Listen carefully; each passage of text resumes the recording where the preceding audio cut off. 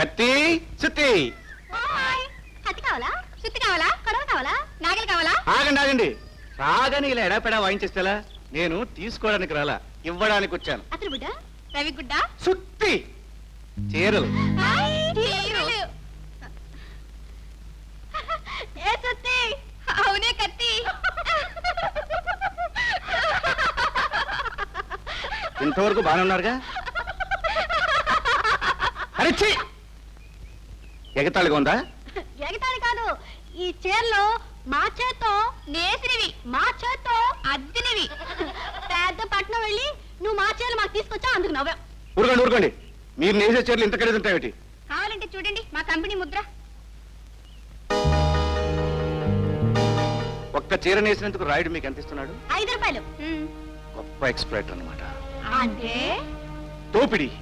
మీ దగ్గర నూలుని చీరగా మార్చే తెలివితేటలున్నాయి, వాడి దగ్గర నూలుని కొనడానికి డబ్బుంది. మీ శ్రమని వాడి డబ్బుని పెట్టుబడిగా పెట్టి మీ శ్రమకి కూలిని పారేస్తున్నాడు, వాడి డబ్బుకి అధిక లాభాలు పొందుతున్నాడు.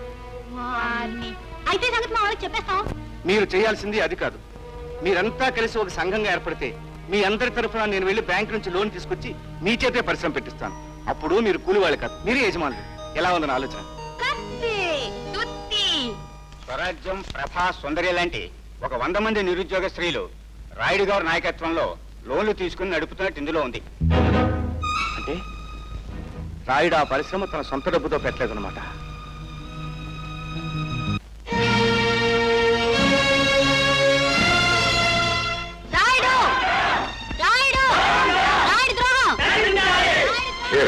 మార్కండేయ శాస్త్రి మన వాళ్ళు ఉత్సాహంగా మనకి చేయగొడుతున్నారు. వాళ్ళు రాయుడు గారికి చెయ్యి అంటలేదండి, రాయుడు గారికి తొయ్యి అంటున్నారు.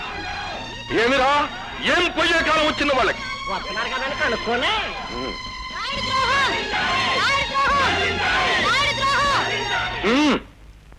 ఏం కస్తూరి, పరిశ్రమలో పని మానేసి 10 మందిని వెనకేసుకుని కేకలేసినంత మాత్రాన భయపడిపోతావు అనుకున్నావా? వారిని మేము కేకలేస్తున్నావా? నీ చెవులకేమో తుప్పట్టిందా? కస్తూరి, నువ్వు మాట్లాడుతున్నది మీసాల పెద్ద వెంకట్రాయుడుతో నన్న సంగతి గుర్తుంచుకో. చాలు చాలేవయ్యా మీసాలు, ఇక చాలు నీ మోసాలని చెప్పడానికే మేమొచ్చాం. స్వరాజ్యం, నువ్వు కూడా మాట్లాడేస్తున్నావే, ఎక్కడి నుంచి వచ్చిందే నీకు ఆ ధైర్యం?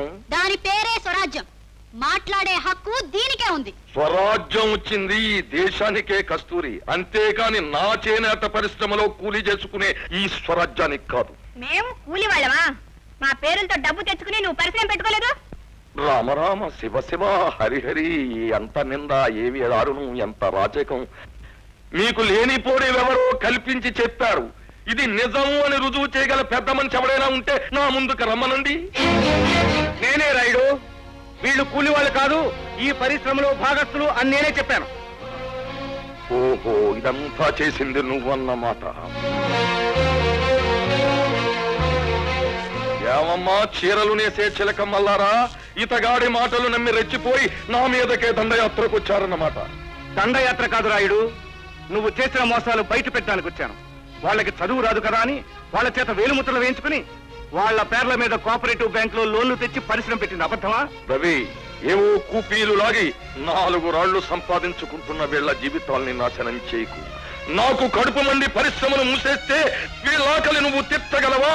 ఆకలితో మలమలలాడిపోయే ఈ కుటుంబాలు కచ్చే కన్నీళ్లు నువ్వు తుడవగలవా? రాయుడు, పరిశ్రమను నువ్వు మూయలేవు, మూసినా నేను తెరిపిస్తాను. రవి, 4 ముక్కలు చదువుకున్న 9 మనుషుల్ని వెంటేసుకొచ్చి తిరుగుబాటు లేవదీసి ఈ ఊళ్ళో ఎర్ర జెండా ఎగరేద్దామనుకుంటున్నావేమో. ఎరుపంత సులభం కాదు నాయన, అది మనుషుల రక్తాన్ని కొరుకుంటుంది. ఆ రక్తం నీదే అవుతుంది రాయుడు. నీ నెత్తురుతో తడిచిన నేత చీరే ఎర్ర జెండాలా ఎగురుతుంది. ఏమిటండి ఇది? ఇలా 10 మందిని పోగేసుకొచ్చి దౌర్జన్యం చేస్తే పరిశ్రమ మీదైపోతుందా? మేము దౌర్జన్యం చేయడానికి రాలేదు, జరిగిన నష్టాన్ని గుర్తు చేయడానికి వచ్చాం. మర్యాదగా ఈ రోజు నుంచి ఈ శ్రామికులందరికీ పరిశ్రమను రాసిస్తే సరే, లేకపోతే ఇన్నాళ్లు అనుభవించిన లాభాలన్నీ కక్కిస్తాను. ప్రజల్ని, ప్రభుత్వాన్ని మోసం చేసినట్టు నిరూపించి చట్టానికి పట్టించి రాళ్లు కొట్టిస్తాను. ఆలోచించుకో, రాసిస్తావో రాళ్లు కొడతావో? రాసిస్తాను.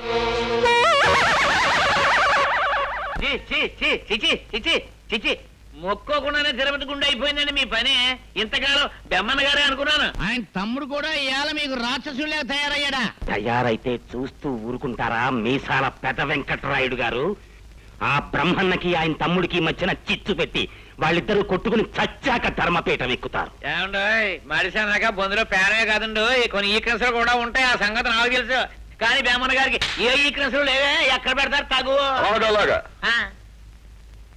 ఆ ధర్మపీఠం నేనెక్కడానికి మంచి ముహూర్తం నువ్వు చూడు శాస్త్రి.